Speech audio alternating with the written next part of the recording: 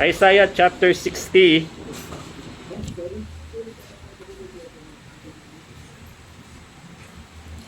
Verse 22. Urong ko lang po itong mga telepono at nakaharang sila sa ating yan. Hirap ng artista, dalawa-dalawang camera nakatutok. Isaiah chapter 60 verse 22. Nandiyan na po ba kayo? Amen. Okay, all together. Begin. Little one shall become 1,000, and a small one a strong nation. I, the Lord, will hasten it in His time. So tayo po ay yumuko saglit, tayo po ay manalangin. Let's pray. Dakilang Ama, salamat po, Panginoon, sa araw na ito. Muli, sa gitna ng pandemya, sa gitna ng problema, sa gitna ng lahat na pinagdadaanan, ay pinamalas nyo na naman ang inyong pagmamahal sa amin by bringing us here na malusog, walang karamdaman. Nandito po ngayon sa bahay-sambahan para po mag-aral ng inyong salita. Pagpatawad nyo, Panginoon, ang aming po mga pagkakamali, mga pagkakasala. Maging ito man ay nagawa, naisip o nasabi, maging sa aming mga kakulangan sa panalangin, sa pagbabasa ng inyong salita, mga kakulangan sa pagbabahagi ng ebanghelyo sa kaluluwa, at iba pang mga pagkukulang namin sa inyo, ay humihingi po kami ng inyong pasensya at pangunawa. Tulungan niyo po kami, Panginoon, nabigyan po kami muli ng paglilinis at karapatan para po harapin muli kayo sa isa pong gawain ganito. At magbigay po sa amin ng panibagong lakas, karunungan, spiritualidad sa pamamagitan po ng mensahe. Ikaw po, Panginoon, na magturo sa amin. Sa aming lahat, Panginoon, i-rebuke niyo po kami sa aming lahat, Panginoon. Unang-una po ako ay turuan niyo kami, O Diyos. Wala pong makapagpapalakas ng aming nangihinang puso, ng aming nanlalamig na spiritual, kundi ikaw lamang, Panginoon. Kaya akin pong dalangin, nagamitin niyo po ang mensaheng ito upang ibalik yung lakas at pag-asa sa puso ng mananampalataya upang magkaroon ng bagong sigla sa pagpapatuloy sa paglilingkod sa inyo. Ikaw po, Diyos, sa mangaral, magbigay po ng understanding heart at teachable heart na rin, Panginoon, sa bawat isa. Ito po ay aming panalangin sa pangalan po ng Panginoong Jesus. Amen. Amen. Amen. So tayo po ay makakaupo na. Alam niyo itong verse na ito, very famous po itong verse na to, lalo na sa mga artista. Kasi ginagamit nila itong verse na to at naintindihan nila in wrong context and in the wrong idea. Para kasi sa kanila, ito pong verse na ito, yung dulo lang yung kanilang yung dulo, kinuha nila eh. Pinalitan nila yan, in other Bible versions, ang nakalagay po dyan, I, the Lord, will make it happen. I, the Lord, will make it happen. Ako, ang Panginoon, ay papangyarihin ito. And people, especially in the show business, are holding in this verse na para bang mangyayari yung gusto nila dahil gusto yun ng Panginoon. And para po sa atin, we don't want to have the wrong idea na ang Panginoon susunod lang sa gusto ng tao. Because God is God and God is the Lord, syempre bilang sa katayuan, siya po yung Diyos, tayo po yung tao lang, at siya po yung pinaka-supreme being. Okay? Hindi pwede na tayong tao lang ang magpapasunod sa Diyos. Well, that's the idea of those persons na hinahawakan itong verse na ito. Kaya nga kinuha lang nila yung dulo. I, the Lord, will make it happen. Ano yun? They hold to this verse without reading the first verses. Alam nyo, sa totoo lang kasi, itong Isaiah chapter 60 verse 22 is all about Israel. At pag sinabing Israel, kalimitan, hindi tayo kasali doon. Because we are not Jews. We are Gentiles. And even those people in show business, sino ba yung mga nagbabanggit yan? Number one yung viral ngayon, si Tony Gonzaga. Yan. Lagi niyang itong kino-quote niya sa mga interview niya, pinopost niya sa Instagram niya, and something like that. Sabi niya, I, the Lord, will make it happen. Sabi niya sa isang the Lord will make it happen na mangyari yung gusto mo. Siguro, hinawakan nila yun sa Psalms 54, yung give you the desires of thy heart. Kaya lang mali yung idea eh. Bakit mali yung idea? Bagamat ang Diyos ay may pangako sa akin, sa iyo, sa bawat isa, pero iba yung pangako niya sa Israel. Because for God, Israel is something special than most of us and than all of the countries in the world. Pero alam nyo, dahil na rin mismo sa Israel, kaya lang nagkaroon ng opportunity. And gusto ko maalala nyo ito. Wala naman talaga tayo sa harapan ng Panginoon eh. Dahil lang sa pagtalikod o sa kaartehan ng Israel, kaya nagkaroon ng opportunity sa atin. Kaya nga pinagmamalakihan ng mga pastore. Sila madalas magsabi na ito, nabuti na lang si President Quezon ay pinatuloy yung mga Hudyo ng Holocaust. Nagkaroon tayo ng blessing doon as ay believers na tayo Pilipino, tayo hindi Hudyo, pero dahil sa pagtulong natin sa kanila, ay blessed din tayo ng Panginoon. Pero sa panahon ngayon ng ating presenteng administrasyon, ay medyo hindi naka-ano sa Israel. Pero itong binasa natin, pansinin nyo sa Isaiah chapter 60 verse 22, a little one shall become 8,000. It pertains to the small country of Israel. Tingnan nyo po sa mapa, ang Israel katiting na bayan po yan. Kapirasong maliit na bayan sa paligid ng mga kalaban. Pero sa verse na ito, a little one shall become 8,000. Why? Dahil yung maliit na bayan na yon, kalat-kalat po yung mga mamamayan yan sa iba't ibang bansa. Hiwa-hiwalay nga po eh. Pero parang Voltas 5 yan. Darating yung araw na magbo-bolt in yan, magsisibalik yan po sa Israel. At pag nagbalikan po yan doon, and the small one, a strong nation. Until today, still, Israel is unbeatable. Hindi pa rin matalo ang Israel. Do, nakalagay sa propesiya na may isang araw na babagsak ang Israel. Pero, ang Israel, ang ending pa rin yan ay babalik yan sa Panginoon. Kaya nga magtataka kayo. Ang Panginoon babalik kung saan siya umalis. Doon din siya babalik. Pero ba't sa Davao natin yung iba? Gets nyo? Kasi nagsabi na naman po ang ating mahal na lingkod, mahal na appointed son, si PACQ. Malapit nang bumalik ang Ama at ako ang Jesus nyo. Ako ang huling pipirma ng kaligtasan nyo. Si PACQ talaga. Ayun, demandahan sila ni Pacquiao. Sana nga mabigyan siya ni Manny kahit isa eh. Baka yung tornilyo na sa kanyang utak ay medyo sumikit ng konti. Ayan o. Isaiah 60 casts a magnificent vision of Zion's future.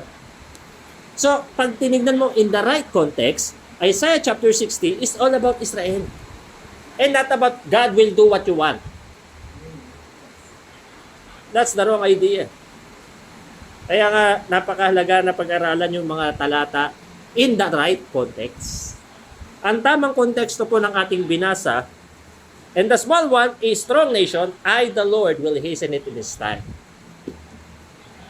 Ibig sabihin ng hasten, at mamadiliin ng Diyos yun sa kanyang panahon. Hindi sa iyong panahon. Pero sila Tony Gonzaga, when the time is right, I, the Lord, will make it happen. Bibigyan ako ng negosyo, palalaguin ang karir ko, matatanggap ako ng magulang ko kahit bakla ako. And that is the stuff that God doesn't do. Una, walang pinangako ang Diyos sa'yo at sa akin. Nagagawin niya ang gusto mo. Pero, ang malinaw na pangako ng Biblia, pagkalooban niya ng Diyos, mangyayari yan. Kaya lang, para kasi ang nangyayari, pagdating sa kalooban, yung kalooban ng tao, yung kalooban natin, yung mas gusto natin. It is like, you want your own desires more than what God has already prepared for you. But who knows better? Sino bang mas nakakaalam? Sino bang mas matalino? Kaya lang minsan tayo, bagamat para sa Panginoon, di ba nga, para sa atin, parang okay na okay, pero alam nyo, ang katalinuhan ng tao ay kamangmangan sa Diyos. At ang kamangmangan ng Diyos ay katalinuhan na ng tao. Minsan ayaw natin, pero yun ang gusto ng Panginoon. At kung ano naman yung gusto mo, yun ang ayaw naman ng Panginoon. Bakit hindi nagkakasundo? Kasi ang tao, hilig nating lumabas sa kalooban ng Diyos. Ngayong umagang ito, tingnan natin. Kasi itong verse na ito, a little one shall become 1,000, and a small one a strong nation. I, the Lord, will hasten it in His son. It is a promise to Israel, but hindi po yung Israel lang ang mahal ng Panginoon. Bagamat natatanging bayan ng Israel, mahal din ng Panginoon tayong mga Hudyo, tayong mga Hentil. Bakit? Sapagkat tayo man din ay binuksan na ng pintuan para sa kaligtasan. At tulad ng pangako ng Panginoon, yung pangakong yan para sa Israel, ay pangako niya lang para sa Israel. Pero para sa atin, may natatanging pangako rin ng Diyos. Tayo po ay naligtas sa pamamagitan ni Jesus. Yan po ay pangako ng Diyos. At ang pangako niya na siya ay muling magbabalik para tayo ay isama, hindi lang para sa mga Hudyo. Kasama po tayo doon. So ngayong umaga, pag-aralan natin tayo at ang mga pangako ng Diyos. People and the promises of God. Okay? Ang mga tao at ang mga pangako ng Diyos. Para sa unang bagay, pag-aralan muna natin. God's ability to remake our fractured world. Ngayon, ang kanta ng mga mga sanlibutan, heal the world, make it a better place. For you and for me and the entire human race. There are people dying, if you care enough for the living. Make a better place for you and for me. But this world will be never better. Because this world is bound for the great tribulation. Kaya nga yung mga tao na nagpo-push for the green living para pagandahin ang mundo, ayusin ang ating, hindi po mangyayari. Kasi nakatakda na sa Biblia ang wakas. At alam mo, ikaw at ako, mapalad tayo kasi alam natin yung katakdaan. Hindi natin alam kung kailan, pero alam natin may katakdaan ng kawakasan. Alam natin na muling babalik ang Panginoon. Alam natin na babalik siya, kukunin niyo sa Kanya. Hindi lang natin alam kung pre-trib, mid-trib o post-trib yan. Pero ano man yan, ang mahalaga yung ending. Kasi sa pelikula, hindi naman mahalaga yung nangyari sa gitna eh. Ang mahalaga, yung katapusan ng pelikula. Ganon din po sa Biblia. Kay mid-trib tayo kunin, kay post-trib tayo kunin, kay pre-trib tayo kunin. Ang mahalaga, kinuha tayo. Maranasan mo man lahat ng bagay sa tribulation. Ang mahalaga, sa Panginoon pa rin yung ending mo. Amen. Yun ang mahalaga doon eh. Kaya nga nagtatalo-talo yung ibang pastor, hindi nagkakasundo yung ibang mga Baptist, maraming Baptist na magkakaway because of that view. Simple lang naman ang logic dyan. Kung ano na lang yung katapusan, doon tayo pumokos. Anong katapusan? Alam nyo, yung napakagandang katapusan, yung ikakasalan simbahan sa Panginoon. Tapos na po tribulation. At kahit danasin mo pa ang tribulation, buong tribulation na 7 years na yan, yung ending pa rin ang importante. At least, naranasan mo, nakita mo, pero hindi ka naman dun forever eh. Ano ba pinakamalalang mangyayari sa tao? Yung mapunta siya sa impyerno pa rin. Kasi yung impyerno, forever yon. Ang tribulation, 7 years lang eh. Hindi, pastor, malala yun sa tribulation. Baka maranasan natin yun. So be it. Hindi ko sinasabing gusto ko maranasan. But so be it. Let us prove to the Lord na kahit iparanas mo sa amin yung Panginoon, loyal pa rin kami sa iyo. Kung kalooban mong maranasan namin yan, loyal pa rin po kami sa iyo.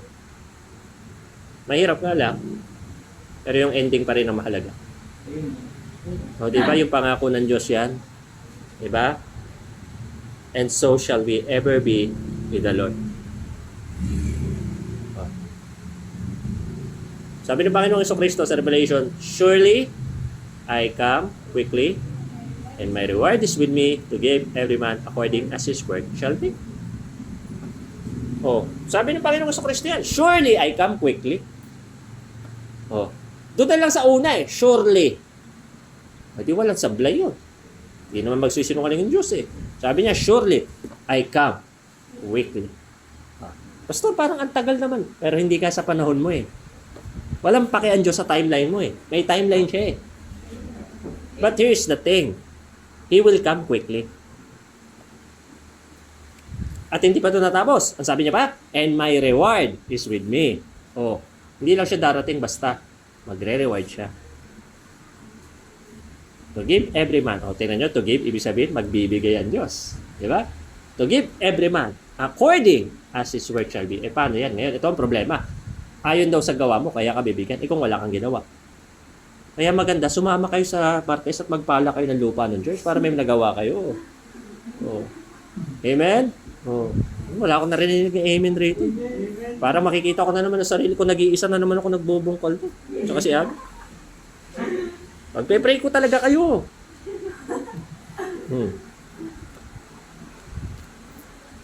Darating ang panahon na ang Israel magiging prosperity country na sila. Parang ngayon din naman eh. Kita nyo ba yung mga talong doon? Mga gulay doon? Hindi ko alam kung nanonood kayo about Israel. Pero di ba, encourage ko kayo. Yung mga gulay nila doon, yung talong nila parang upo eh. Yung sitaw nila eh, magkakapal eh. Ang hahaba. Tapos yung kamatis nila, parang ano. Ganyan. Gulay pa lang yun. Eh yung intelligence pa nila. So, kita nyo naman, walang pamatamang malalang missile na mga kalaban ng Palestine sa kanila. Alam nyo, tignan nyo na lang yung Israel. Malalaman nyo may Diyos talaga eh. Pero di ba sabi ko sa inyo sa mga nakaraang mga taong preaching, sabi ko sa inyo, tignan mo na lang sarili mong katawan. Amen. Mapoproof mo may Diyos. No, di ba? Di ba naman inutusan niyang mata mo na kumurap? O, di ba? Naalala niyo? Tinuro ko ito sa inyo eh. Hindi mo naman inutos yung kurap eh. Pero kung sa kumukurap yung mata mo, no? Pero pag sa gabi, hindi na. Tulog ka na eh. All of those needs electricity to continuously run.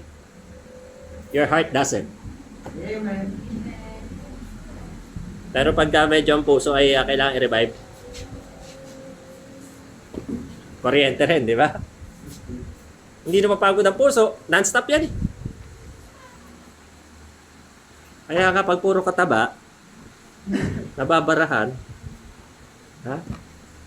Yun, doon nagkakaproblema. Oh, isipin nyo rin to ha. Meron tayong napakagandang hindi magaya-gaya ng taong tinatawag na immune system. Tignan mo kung gaano ka-perfectong ginawa ng Diyos ang katawan. Lumalaban yan sa mga sakit. Oh, isipin nyo na lang, pag nasugatan ka, ang dugo, pag nahantad sa hangin, tumitigas. Bakit? Para tumigil ang pagdudugo mo. Kasi paano kung hindi ginawa ng Diyos na gano'n? E di tuloy-tuloy yung dugo mo. Katawan mo na lang, tignan mo. Malalaman mo may Diyos.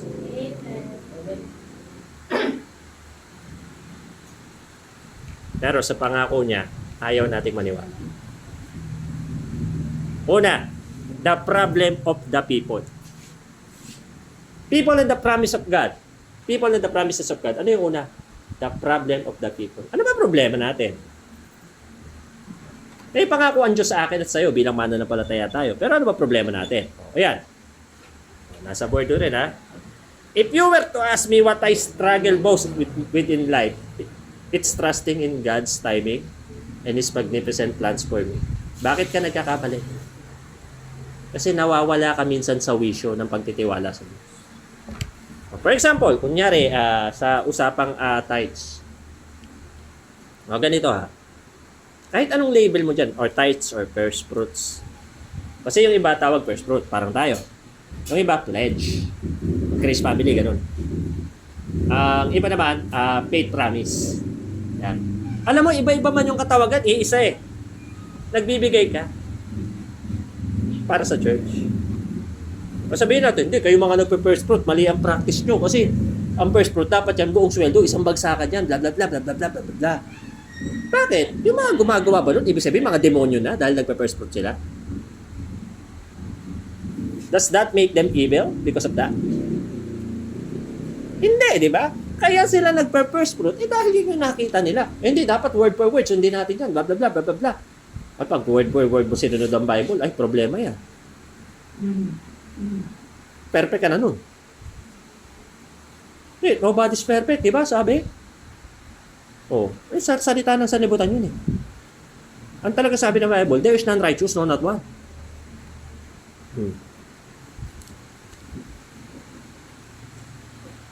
Pero bago tayo maging by the book, which is tama naman, sundin dapat ang Bible. Huwag natin kalimutan na nasa panahon tayo ng grace. Kaya kahit anong katawagan dyan, first fruit, second fruit, fruit salad pa yan, bahala kayo. Ang mahalaga, may puso ka na handang magbigay sa Diyos. Hindi na para tirahin mo yung iba. Hindi, mali kayo, first fruit kayo. Dapat tawag dyan, faith, paramis, blah, blah, blah. Ay, di ba? Parang gano'n. Kaya ako, hindi ako na-epektado sa ibang pastor. Baala kayo, mag-away kayo kung gusto nyo. Ang mahalaga, magbibigay ka, gawin mo. Hindi na tayo sa mga technicality. Kasi sa mga technicality, dyan pa tayo nagdi-divide. Ba't natin ipopromote ang sarili nating paniniwala sa iba? Kung yun ang conviction nila. Sa mga kabaptisan, tinan nyo, merong baptist na nagpapasko. Tayo, hindi. Pero bahala kayo, magpasko kayo. Bahala kayo, basta kami dito kami. Pero huwag tayo mag-away. Kasi, hindi na nga tayo magkaisa, mag-aaway pa tayo. Ito ang problema ng tao eh. Ang problema ng tao is yung pangako ng Diyos. Tinan nyo ha. Number 1, forgetfulness. Nakakalimutan natin.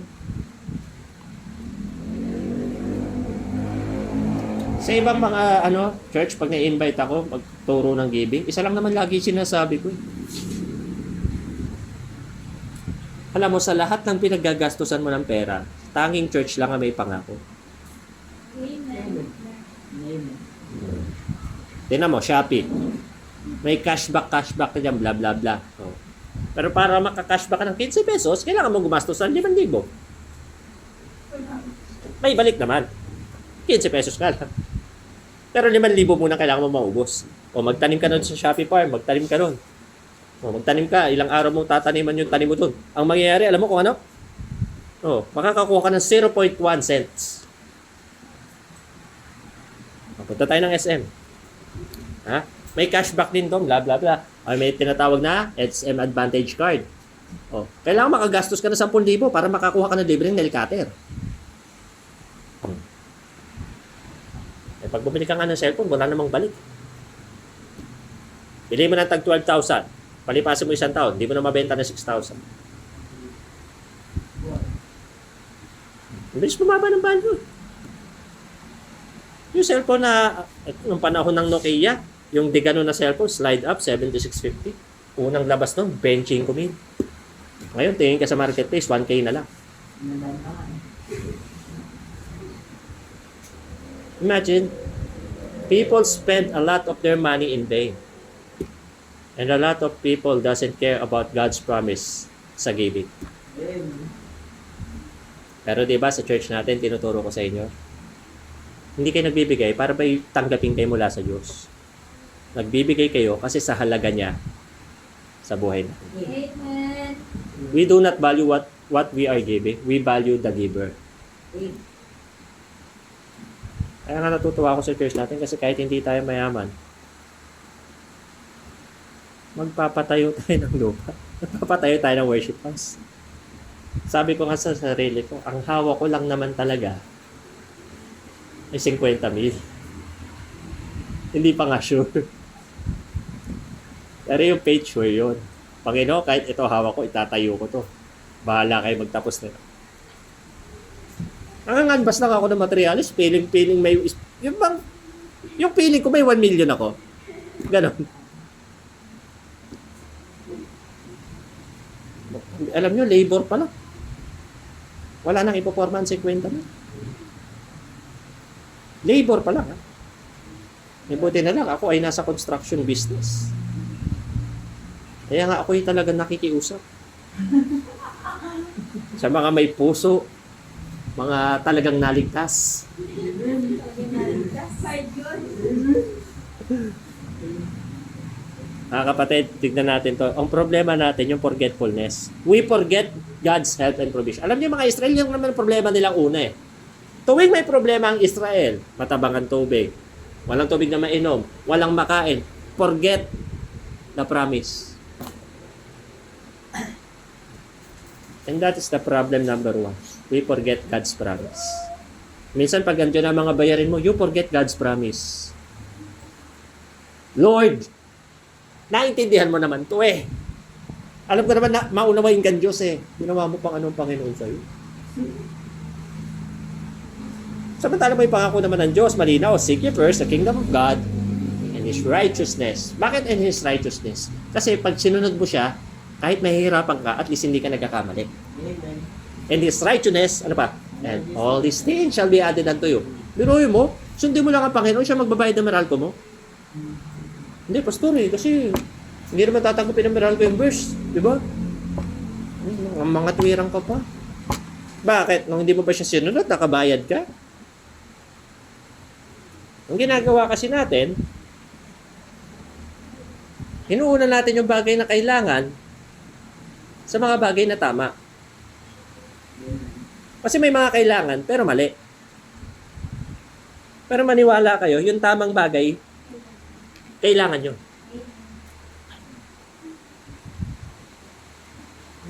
Let us not forget God's promises.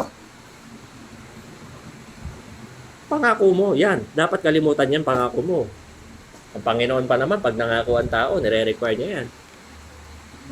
O, diba? Yung first fruit mo, pinangako mo yan. Ha? Eh, hindi kayo maman-yaman eh. Lagi mong hinuhuli. Kasi ganito magiging ano na ako sa inyo. Pag di kayo nagbayad ng first fruit nyo, at umungot yung may-ari ng lupa, alam nyo po, kasi di pa po nagbabayad si Clyde eh. Alam nyo po yun. Alam ka naman gumanon ako dun. Saka ito pa, pag pinirst fruit mo yan, pinangako mo na sa Panginoon, i-discarte mo talaga yan. Amen. Sa tingin nyo, ba't ako nag-construction uli? Retired na ako eh. Nag-buy and sell pa ako ng laptop. Sa tingin nyo, bakit? Anong gagawin ko doon sa first fruit ko? Design? Display? Eh, kailangan bayaran ko rin yun. Pinangako ko yun. Eh, di ba sabi naman ng Diyos, pagpapalain ka niya. Ayun na nga. Kaya lang, maging secondary lang sana yon. Kasi tayo, hindi tayo magbibigay para may mapala tayo mula sa Diyos. Kasi dapat tayong magbigay dahil walang-wala po yun sa ginawa ng Diyos para sa atin. Amen. Paano naman natin i-expect na... Kaya nga, challenge ko sa mga makukunat, yung mga ayaw magbigay, yung mga, puro bigay, puro giving mo, gastos na naman. Pero kung makatutok sa ventilador, wagas. Ayaw magbigay nun. Pero ina-number 3 niya pa yung ventilador sa tabi niya. Pag nga ipipresh ko yun sa ibang church, nasasabi ko yun, nagtatawanin yung mga miyembro. Yung ibang nasa tabi ng electric fan, lumalayo eh. Bakit? Eh, reality lang naman, di naman tatakbo yan ang kakapangako mo eh.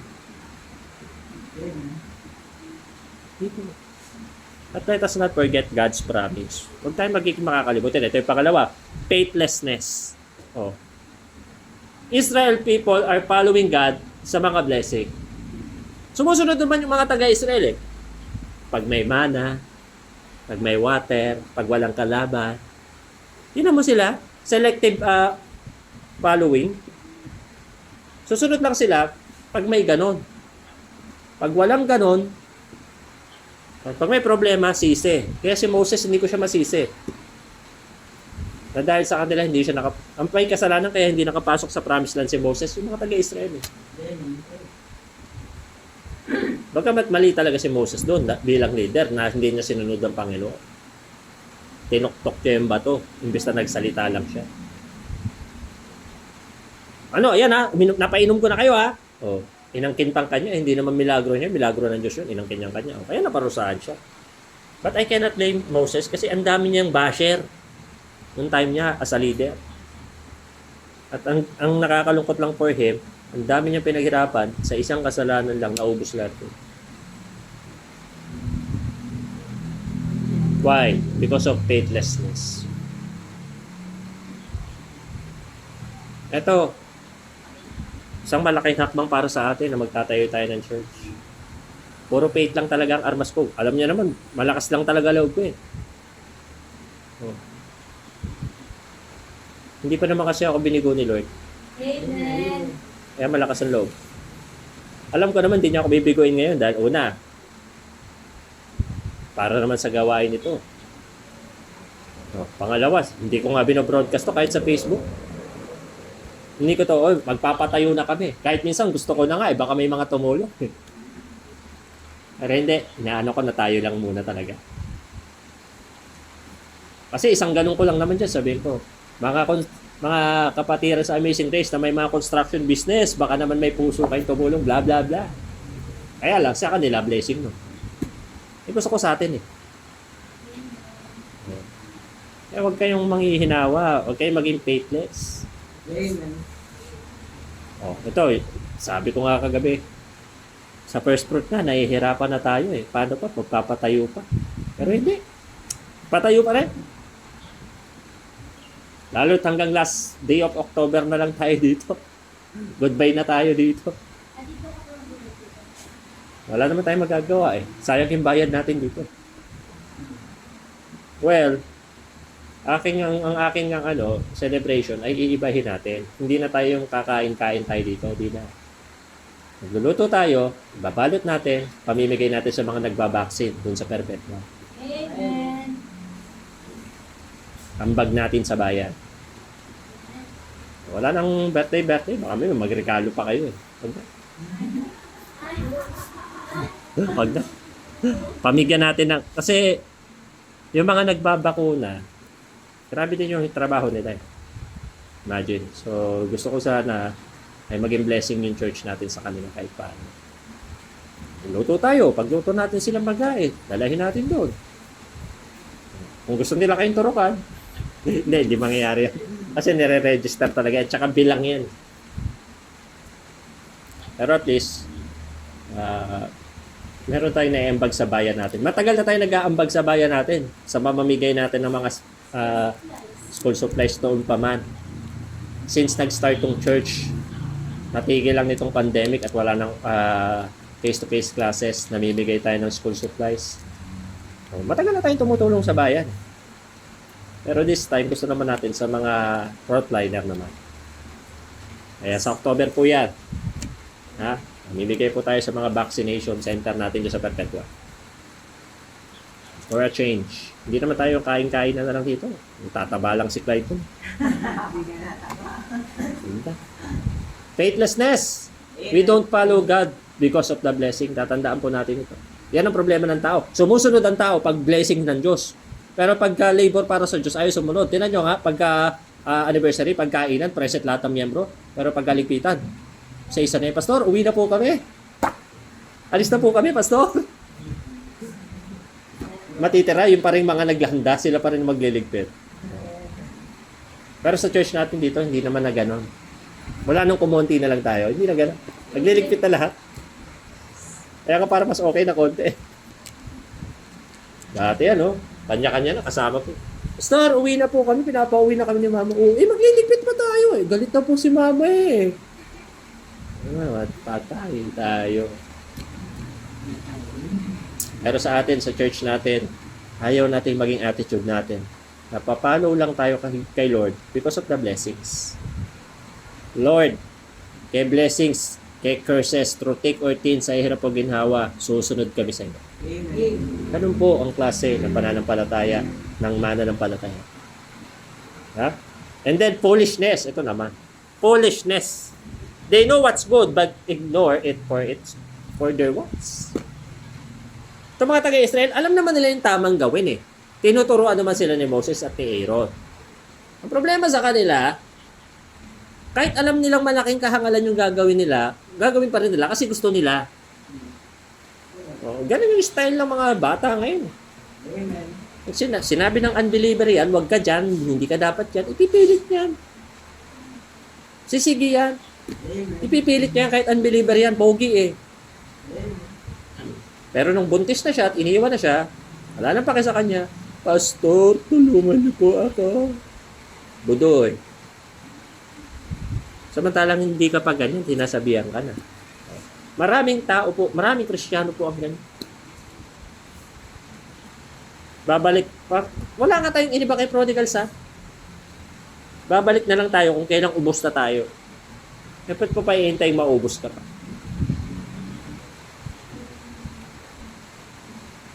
Kaya lang pagbata, yun nga, foolishness is bound in the heart of a child.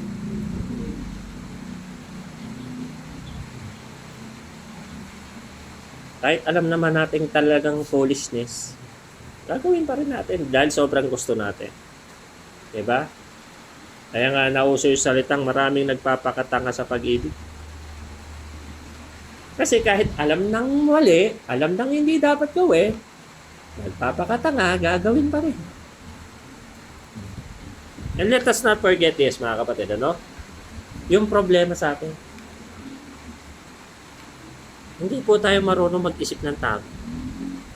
Lalo na pag yung gusto natin, nasa harapan na natin. Kunyari, dumating yung 20,000 ni Maria Pe. Ano yung una mong gagawin? Nakuha na ako ng bus papuntang Bicol. Yan ba ang una mong gagawin? Kayo sa inyo mangyari yun. Anong una mong gagawin, Clyde? Pagkuha mo ng 20,000 mo.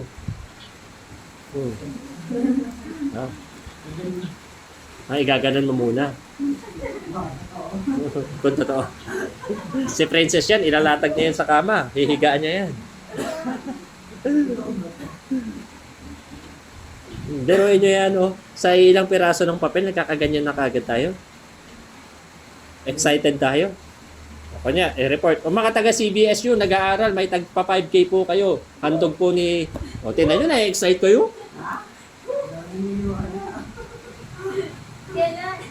Do you have the same excitement when you hear the words, "You are a citizen of heaven"? Amen. Ganun din ba kayo ka-excited? Iba tayo nyo pa mamatay. Gusto na sa langit, pero ay pa mamatay. Hindi pwede yun. To be absent from the body is to be present with the Lord. Kaya nga, dapat, tingnan natin mabuti ito. The problem. Baka yung foolishness, nasa harapan natin, yung pa rin ang gagawin natin. Wow. Kahit foolishness yan sa paningin ng tao, kung yan ay tama sa Diyos, yan pa rin ang gawin natin. Okay? Number 2. People and the promises of God, the proof of the past and the present.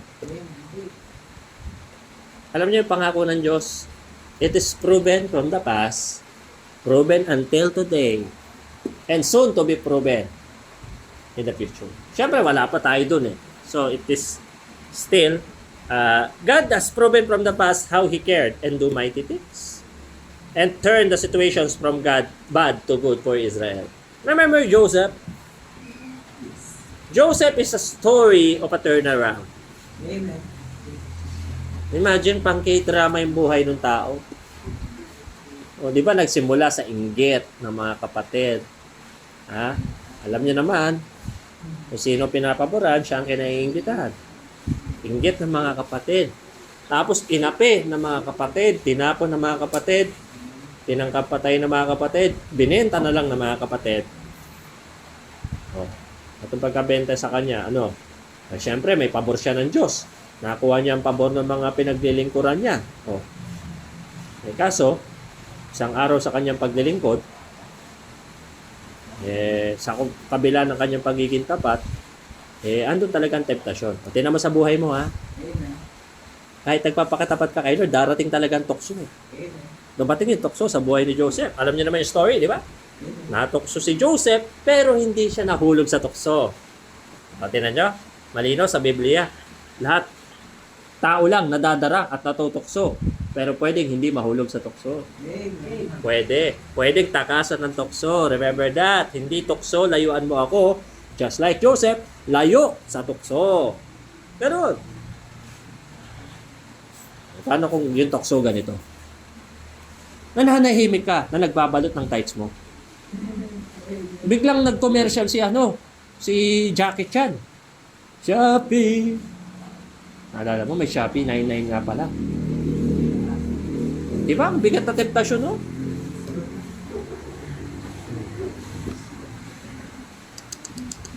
Tapos nakita mo yung ballpen na tag 100. 5 piso na lang? Ano gagawin mo doon?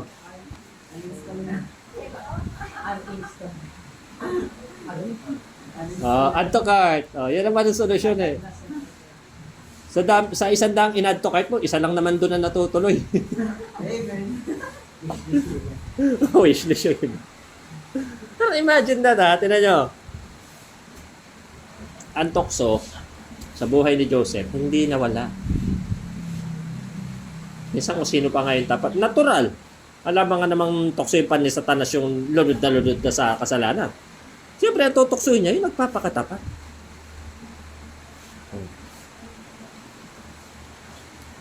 Sabi ni Pastor, maghuhukay daw kayo sa Martes. Nakakatamad naman yun, sikat ng araw, pero papagod ka dun. Sabihin mo na lang, may klase kayo kahit wala naman. Kanyo? Double-double na kasalanan mo. Nagkasala ka na, tinakasan mo pa ako, nagsinungaling ka pa. Kaya sa Martes, pag may reason kayo, magpe-pray ko kayo talaga. Huwag kayo maglala. Bigla, Pastor, di po ako pinayagan. Ano ba expect nyo? Yung church, tatayo ko mag-isa? Ha? Eh, pagpe-pray ko kayo, huwag kayo maglala. Ngayon pa lang. Alam niyo, mahal na mahal ko kayo eh. Pagpe-pray ko kayo. Kidding aside, si Joseph, napagbintangan, walang kasalanan, pero hinatulan. At yung pagkakahatol sa kanya, ang ganda pala ng timing. Kasi may dalawa pala to. Yung butcher at yung baker na yon. Sila pala yung gagamitin ng Diyos para may pambihirang mangyari kay Joseph. Na mag-interpret siya ng panaginip. Na-interpret siya yung panaginip nung pero naging mataas uli siya, second in command po sa kanyang pinaglilingkurang Egypt. And then what happened? Dumating ang tagutom, na-interpret ni Joseph, nakapaganda ang Egypt sa tagutom, at yung mga kapatid niya ng ape, pumalik sa kanya. Takot at takot sa kanya nung nakita siya. Pray na egg, siko lang yung kwento. Pero sabi ni Joseph in 50:20, favorite ko tong verse na ito, but as for you, you thought evil against me. At God meant it to good. Guys, this is the proof. One of the many examples that God really cares. Amen. Kahit sa down times mo, He really cares. And I know God cares for us. Iniisip niya, kakatuwa naman itong mga walang pera, pero pagpapatayo, ang tataas ng pangarap, tulungan ko nga. Ayaw niyo bang mangyari sa atin? Baka naman pag pumapasok ka na doon, Pastor, ito na, katuparan na ito ng pangarap. Hindi, ito na, may sarili na tayong worship post, hindi ka na magbabayad monthly dito. Oo nga. Hindi na tayo magbabayad monthly dito. Biro ipo yun. Dati, binibigyan ko lang kayo ng baon nyo eh. Ngayon, magpapatayo na po tayo. At sana, eto, isipin natin. Sa pagpunta sa Promised Land, marami pong obstacle. Maraming hadlang. At huwag mong kakalimutan yung proof ng Panginoon. He has proven time and time again that He can really help the needy. Huwag kayo matakot. Huwag kayo matakot. Pastor, ikaw lang talaga malakas ang loob dito ha. Hindi takot din naman ako. Nagpunta ako sa tindahan ng yero, 700 isa. 20 kailangan natin. 700 times 10. 7,000 times 2. 14,000. Okay, kamusta na yung 50,000 doon? Anong gagawin mo doon? Magkano isang truck ng buhangin? 2,000. Ilang truck kailangan natin doon, Pastor?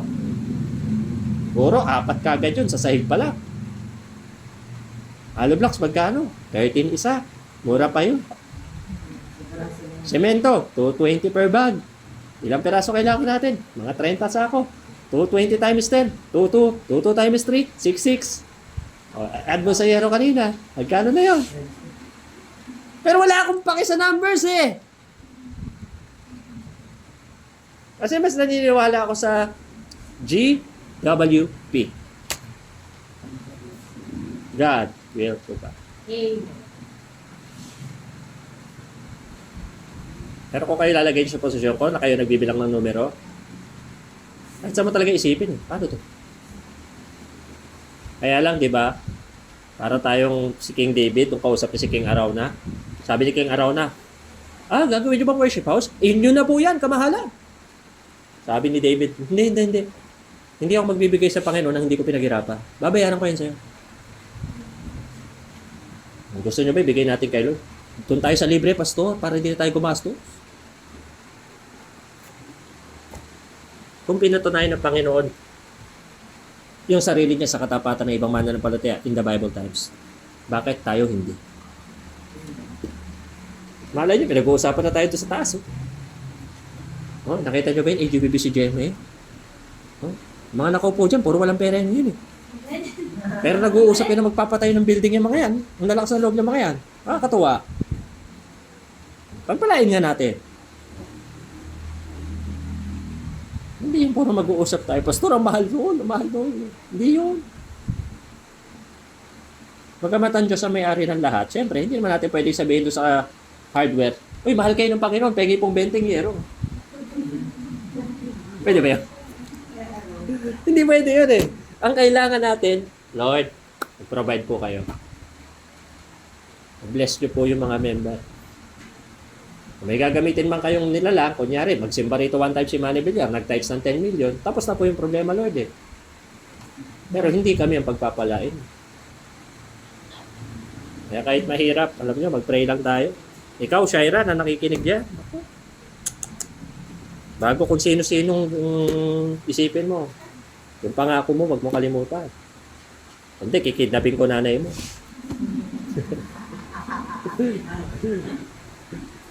Tingnan nyo. The undeniable legitimacy. Yung ibang church, dati sa Bethany, nanggaling ako doon. Doon ako nag-aaral Bible School nung second year ko. Nagawa yung building nung time na yun. Ang laki-laki nung doon, nakapasko. This building is financed by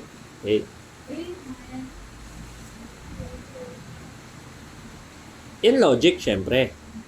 Pero alam natin na may mga ginamit lang ang Panginoon doon to provide the finances. Bakit sa atin hindi? Yung Diyos ba nila mas malakas kaysa sa Diyos natin? Isa lang naman tayo ng Diyos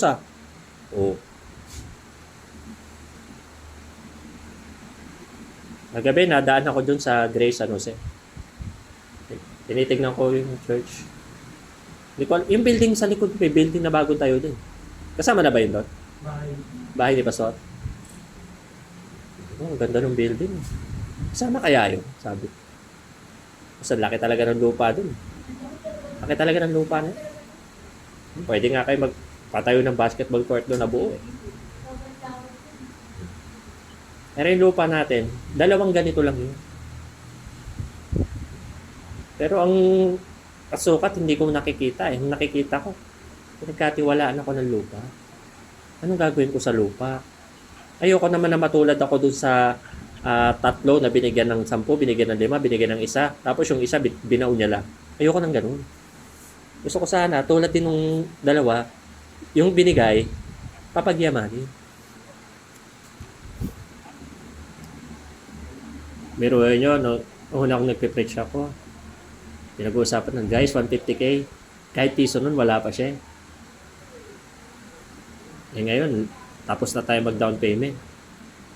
Hulog na lang natin yung kulang, di ko lang alam yung sakto. Dahil nandito sa board yun, naka-record. Kayo, malamang alam nyo, kayo nagre-record. Nag-uusap pa lang tayo dati, kahit 0 pa eh. Ngayon, hindi na po 0. Tapos na po yung down payment. Di ba? Sabi ng Panginoon, call unto me, and I will answer thee. And I will show thee great and mighty things which thou knowest not. Legitimacy po ang pinag-uusapan. Legitimacy. Ito pa, unbeatable in any battles. Anong laban ang natalo na ang Diyos? Wala pa. Anong laban ang natalo mo? Marami. Bakit? Kasi yung mga laban na yun, hindi laban ng Diyos. Pero God, pagdating sa usapang laban ng Diyos, sabi ni Moses sa mga taga-Israel, the Lord shall fight for you. He shall hold your peace. And if this battle is about God, then God will surely give us the win. Kaya kung ang laban mo ay laban sa pinansyal, ay nako. May dahilan kaya may laban kang ganyan. Natutuwa ako rito sa magandang dilag na to. Magaling dumiskarte sa buhay. Magbenta ng bail yan. Bayad ka na ba sa FF mo? Di ba? Pagpipray din kita. Ilan taon ka na? 19? Tapos nag-ukay-ukay siya. Parang nitong lately, brand new na yung mga binibenta. Diskarte. Kaya lang, sa pagdiskarte, iba yung talagang dumidiskarte na galing sa Diyos kaysa diskarteng sarili. Bago kayo didiskarte, Lord, bigyan mo ko ng wisdom. Ako ang prayer ko sa Panginoon, Lord, kahit konti lang nung kay Solomon. Lalo na po ngayon, Lord, sa pagpapatayo ng church, bigyan niyo ako ng utang. Paano ito may itatayo? Hindi bibilangin kung anong meron ka eh. Kasi tulad din yan nung sa bata eh. Diba? 5 tinapay, 2 isda. Nagkulang? Nagkasya? Hindi nagkasya. Sobra eh. Hindi lang kasya. Sobra. Baka magulat kayo, ito sa itatayo natin, may swimming pool pa. Hindi, baptistry yun. Swimming pool, pero ang sukat. Na 2 metro. O, di, kahit isa-isa mag-swimming. O, sige. Kaya lang, yun syempre, mas inuuna ko pa nga isipin yung baptistry kaysa sa office ko. Office ko, uutangan lang ako ng miyembro dun eh. Wag na. Ako, syempre, papasok sa kwarto. Pastor, baka may natabi kayo dyan, Pastor. Naku, Brad! May natabi ako rito. Ano ba? Ito, may mga ulam ba dito? Kasi iniisip ko yung baptistry para pag may ibabaptize. Ito na lang, lublob mo to. Tapos.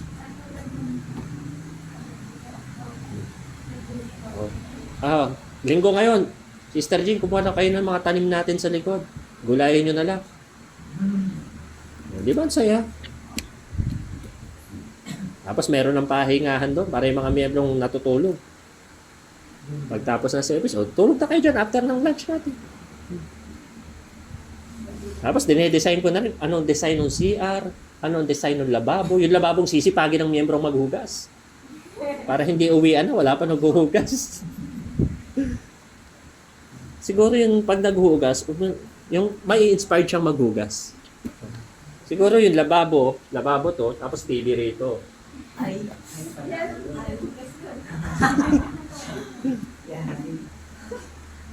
Excite mag-design eh. May app nga akong gagamitin para sa pagde-design. Kaya nga baka maipakita ko na sa inyo by next week. Yung design. Pagpasok mo, bihira, may elevator. 100 square meter lang, may elevator. Meron yung nakaisang ganun ka lang, parang ataol. Ganun. May salamin dito.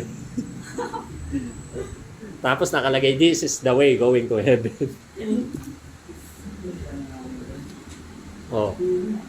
Ayaw natin po, mga kapatid, na tayo mismo ang panggagalingan ng panghihinaan ng ating gagawin sa Panginoon. Amen. Proven po yun eh. Yung legitimacy, yung unbeatable in any battles, and then unmatchable. Hindi naman matatapatan ng kahit sino pa ang kayang gawin ng Panginoon. Amen. If God can do this to other churches, God can do this to us. Amen. Hindi ko ninanais na maging tulad ng mga mega church. Una, ang daming pangalan at aalagaan. Mahirap yun. Sapat na ako sa mga pa 30-30, 40-40. Late naman ang pangarap ko, Pastor. Mas gusto ko kasi yung church kumakalat. Ayoko ng kingdom. Kunyari, si Brother Kenneth, ipapadala ko na yan sa Marawi. Amazing Grace Baptist Church, Marawi. Clyde, Amazing Grace Bible Baptist Church, Sodom and Gomorrah. Oh. Oh. Brother Drexler, Amazing Grace Bible Baptist Church, Africa. Oh. Ah. Panalo. Mas okay yun. Panalo ko. Mais na kayo lahat. Hindi, ang itin siyempre, may isang magpapastor, mas maraming tao ang pwedeng masing. Amen. Ano yun kayo lahat kayo? Nandito, libo-libo kayong mga miyembro. Tapos, siyempre po, may TV show po tayo. Ayoko ng gano'n. Bakit ayoko ng gano'n? Eh, hindi naman yun ang Great Commission. And ye shall be witnesses unto me. Diba? Go ye therefore and teach all nations. O hindi lang daw Pilipino. Afrikano, taga Sodom and Gomorrah. Ikaw, Brother Kenneth, sa Marawi ka na lang, ha? Hindi. Siyempre, kayo mamimili na kung saan kayo tinawag ng Panginoon. Brother Joshua, ayo. Pero si Brother Joshua, hindi ko alam kalooban ng Panginoon dito. Kung saan ipapadala to. Kasi hindi naman po kaharian ng ating itatayo. Dahil lahat ng kaharian mawawala. Dahil may isang kaharian na nakatakda at iisang hari ang maghahari. At yan po ay mangyayari sa Millennial Kingdom. Doon na lang tayo naka-forward. Ako tao lang ako, magagawa ko. Ayoko nga maging hari. Bakit? Pag hari, pinapatay. Ayoko ng ganon. Dito lang tayo, simpleng tao lang tayo. Tingnan nyo. Kahit sa mga pangalan ko, sa mga, hindi ko pinalalagay. Asiwang-asiwa ako pag may nilalagay na bishop, reverend. Una, nakakagurang. Kahit nga minsan, pastor, tatawagin ako pastor. Parang ayoko talaga. Tama na yung kapatid. Brad. Pero siyempre, ito ang aking trabaho eh. Ano ilalagay ko doon?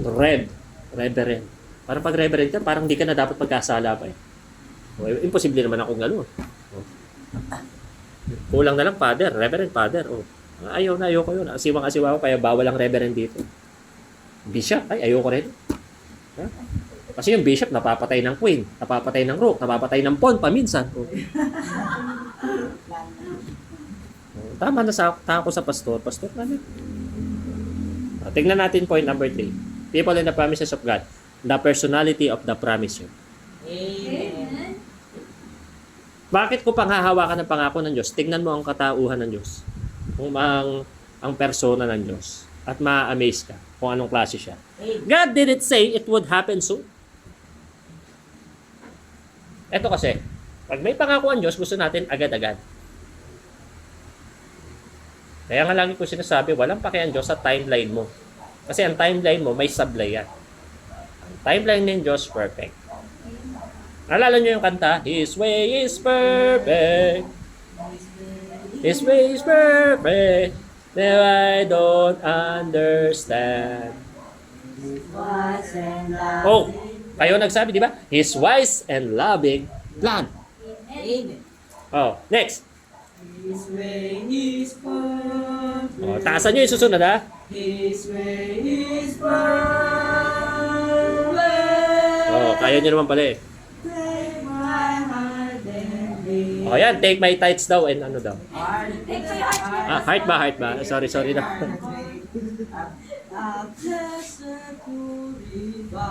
Tuloy. God makes no mistakes, di ba? His way is perfect. Ayun, His way is best.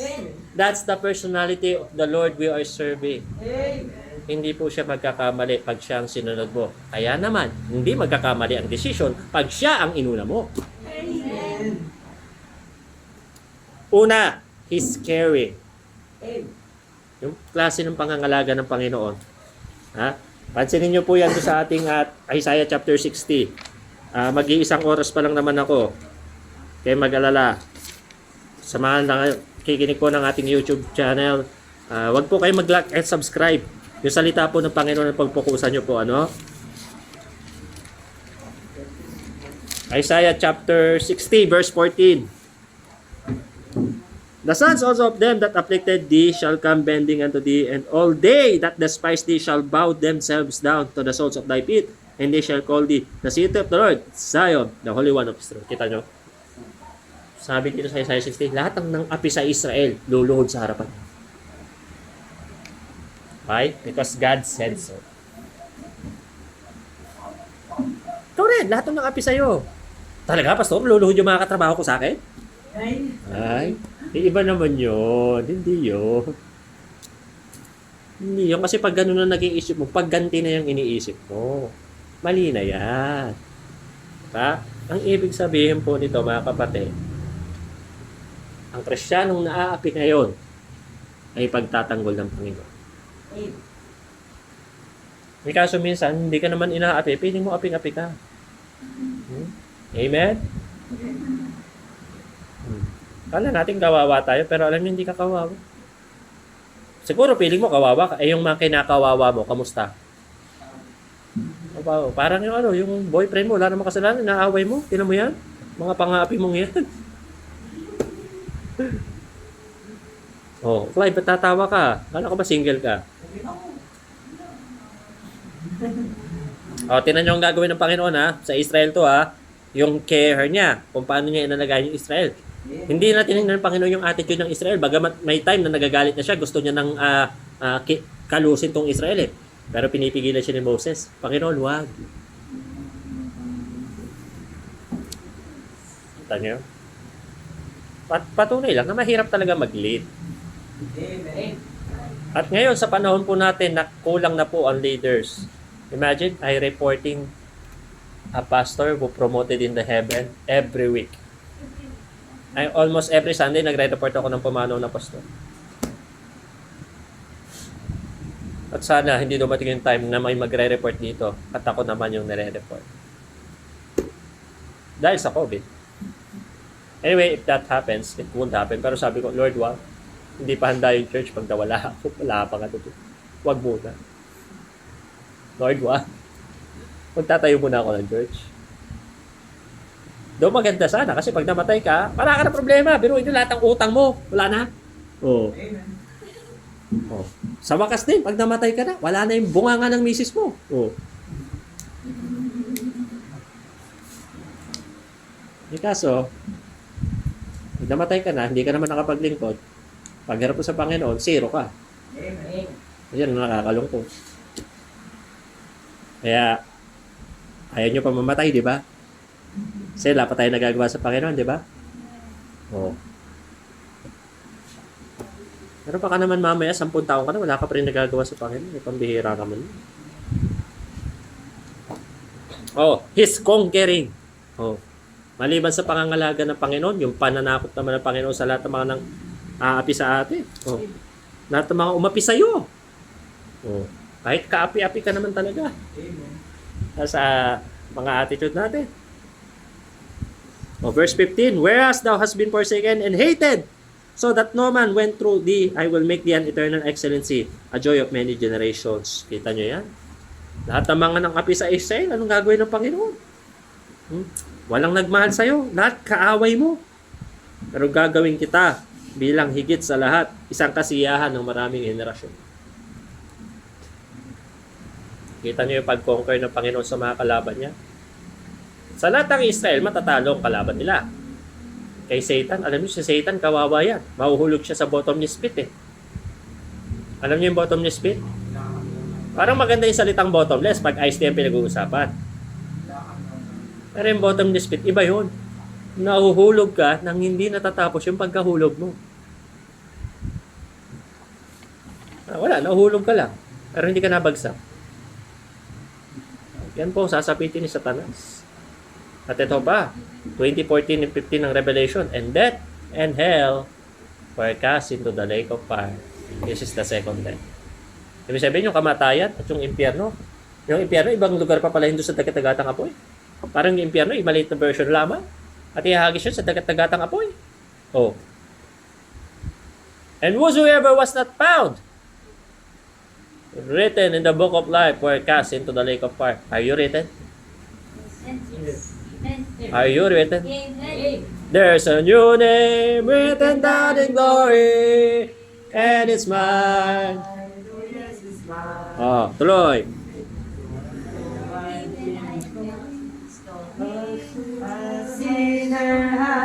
Guys, pag hindi kayo sinner, bawal kayo doon. Only a sinner goes there.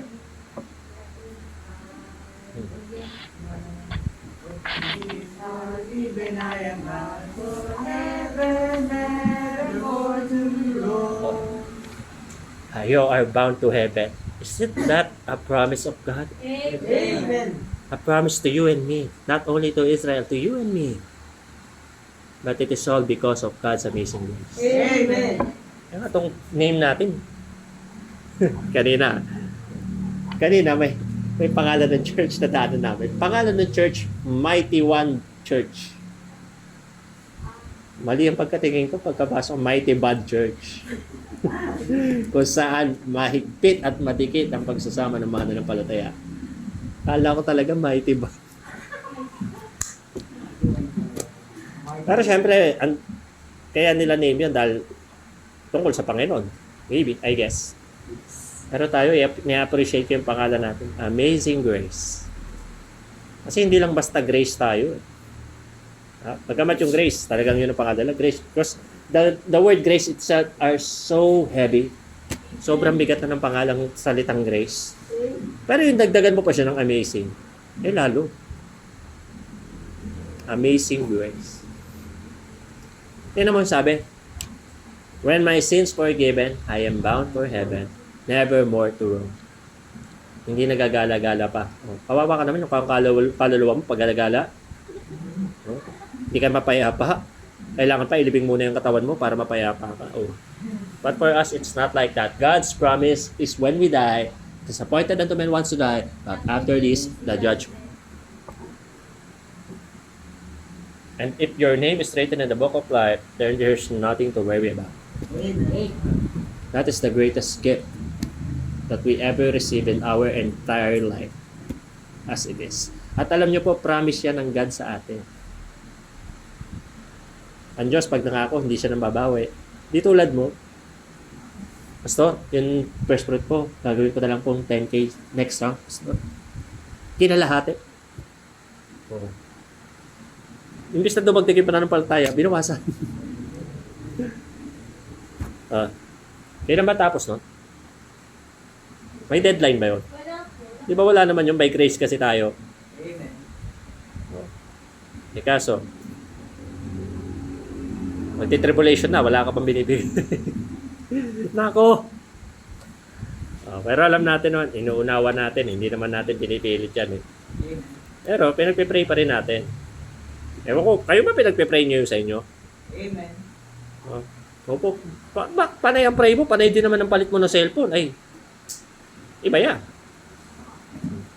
And then, He's coming Himself, yung muling pagbabalik ng Panginoon.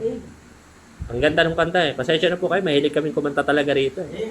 There is coming a day when the heartache shall come. No more clouds in the sky. No more dim within the eye. On the happy golden shore, what a day. Tuloy!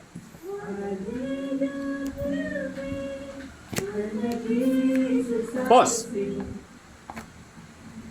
Excited ba kayo Amen. Amen. to see Jesus personally? Excitement, there's no question. Excited ka. But are you ready?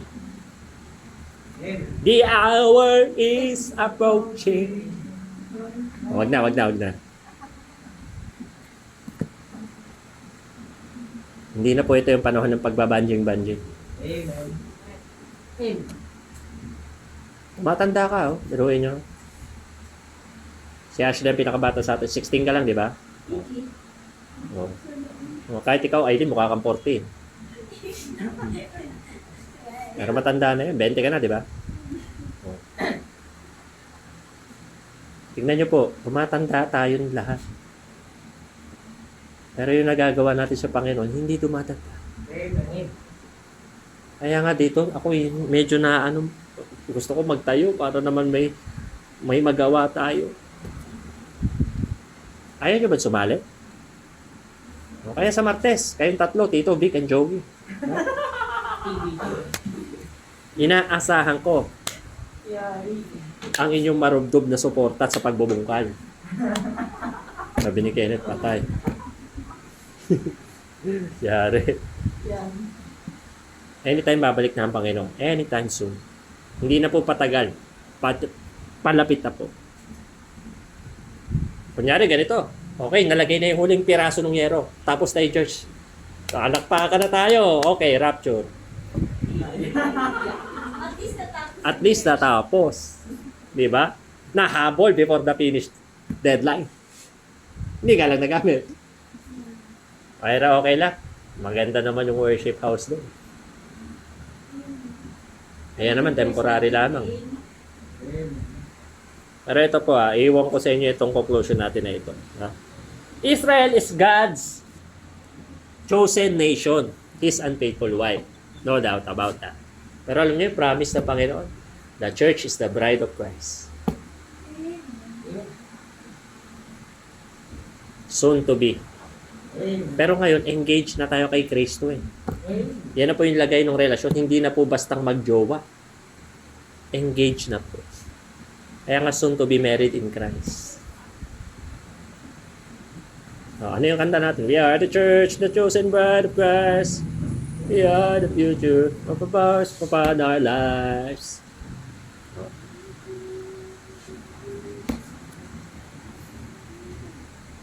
Ano? Hindi na lang. We preach Christ yun, kantang yun, di ba? We preach Christ, who are crucified and risen from the grave. We preach Christ, who has the strength to save. The message we proclaim. Oh. Yun pa ngayon ang kalagayan natin. We preach Christ.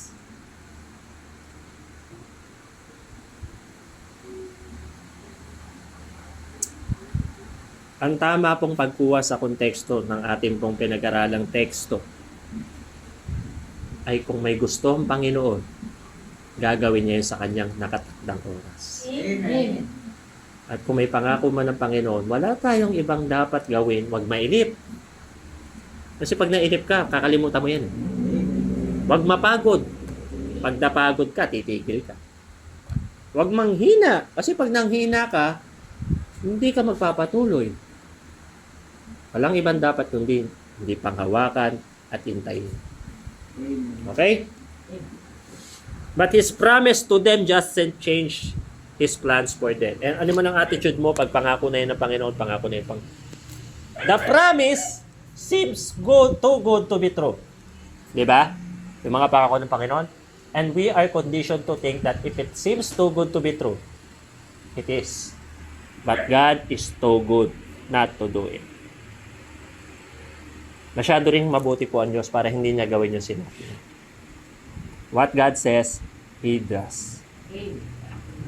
So, ang iiwan ko sa inyo, Isaiah din.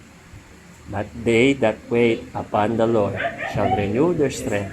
They shall mount up with wings as eagles. They shall run and not be weary. And they shall walk and not faint. Hintay lang po natin ang sinabi ng Panginoon. Pero habang nag-iintay, nag-e-enjoy tayo sa ministry. People and God's promise. Pag yan po nagsama, at tama po ang pagkuha, pag-iintay ng tao, mag-iintay ka na lang na mangyari.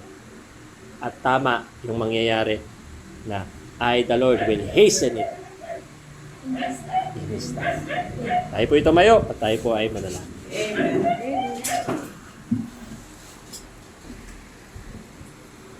Let's pray. Bilang Diyos sa masalangit, salamat po sa umaga pong ito. Sobrang ganda, Panginoon, ang aming naging kalalagayan. Kahit hindi po kami mga Hudyo, ay nakadamay kami sa pangako mo. Dahil po sa pananampalataya at dahil po sa inyong pangako. Lord, we don't deserve anything good from you.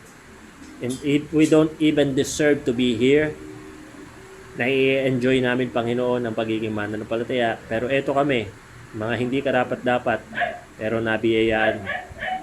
Kaya una sa lahat, salamat, Panginoon, for this great light na ipinagkaloob nyo sa amin. We don't deserve to be alive because a lot of people na namatay na ang mas deserve pang mabuhay kaysa sa amin. Pero dahil kami, Panginoon, ang pinili mong manatili, tulungan niyo po kami na panghawakan ng inyong mga salita. Lord, just like the Israel, Panginoon, may mga unfaithfulness kami, may mga sins and bad habits kami. Sana po ay mapatawad niyo rin kami. At tulad nila, Panginoon, ay magkaroon po ng katuparan ang mga pangako niyo rin sa amin. Ngunit ito, Panginoon, ay aming hintayin ng matapat at panghawakan ng matibay sa bawat isa. Lord, we don't know what the future will bring. Pero alam namin ang future ay nakasulat na sa inyong salita, that you will come again and receive us, Panginoon, sa inyong pong kaharian. So we pray that we take care of ourselves habang nag-iintay. Nandun po na nagagamit nyo habang nag-aabang sa inyong pagbalik. At tulungan nyo po kami, Panginoon, ng church po na ito, magpatuloy despite the pandemic, na manatiling COVID-free ang simbahan pong ito, at magamit nyo para maitayo po yung aming worship house na gagamitin para po i-worship kayo patuloy, Panginoon, doon sa lugar. Tulungan nyo po kami. Hindi ko po alam, Panginoon, ang kaibuturan ng puso ng bawat miyembro, but I know in my heart na ikaw, O Diyos, ang siya pong mas nakakaalam ng mabuti para sa amin. So I pray na ang bawat isa po ay tulungan ninyo. Maging tapat po kami, meron man o wala. Maging matibay kami, may tukso man o wala. At magpatuloy kami, motivated man o hindi. Dahil walang sapat na dahilan para magsuko ang isang Kristiyano sa pagpapatuloy sa iyo. Dahil ito ang pinakatamang puntahan ng aming buhay. Tulungan niyo po, Panginoon, ang bawat isa. I pray for good health and for your financial blessings sa bawat narito ngayon. Mga kapatiran po namin may sakit, may problema, ay inyo pong bigyan, tugunan, pagalingin. Maging ang mga pastor na nasa hospital ngayon, we pray for your provision for them financially, healing, and physical strength, Panginoon.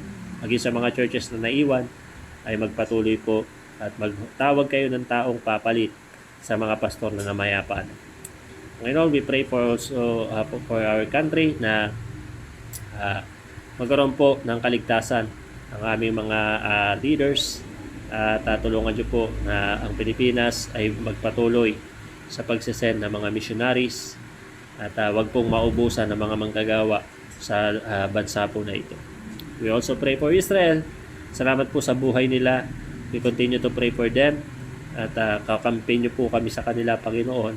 Dalangin po namin na mas maraming Pilipino pa ang magbukas para po sa mga taga-Israel. At ikaw rin po pinapanalangin na namin para sa gawain pamamaya, sa practice ng awitan, at sa gagamitin niyo po sa reporting about another book of the Bible, ay gamitin niyo po maigi. Ingatan niyo po ang bawat isa, and we pray for your continuous blessing at pagpapatuloy namin panghawakan ang inyong mga pangako. Marami po salamat, Panginoon.